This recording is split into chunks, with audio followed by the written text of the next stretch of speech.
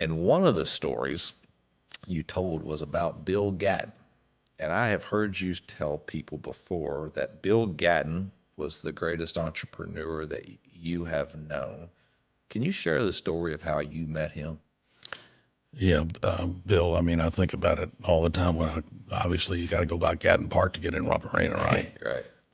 So I was flying back from Lexington, Kentucky to go home in Winston-Salem. And I'm telling this colleague of mine about my hometown bank in Frankfort, Kentucky, the Farmers Bank and Capital Trust Company. I thought, well, maybe if I could get a loan to offer them 3 times what the bank was trading for or 3/4 of book value, we could maybe buy the bank and fundamentally buy the bank for free.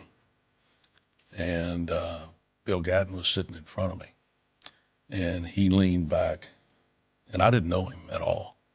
And he said, "You're talking about the Farmers Bank in Frankfort, aren't you?" I said, "Yes, sir." So we landed, and this was probably around 9:30 at night.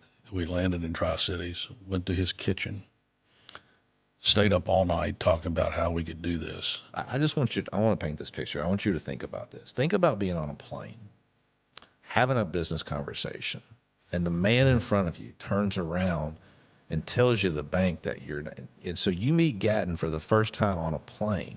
But then I want you to think about this. You land at 10 p.m. and you drive to his house where you guys sit around the table till 6 a.m. thinking and talking about a plan to maybe go acquire this thing. You know, I didn't like, drive to work. and it's just, yeah. You can't make that up. What do you think made Gatton so special? Well, first of all, he was incredibly bright and he was fearless.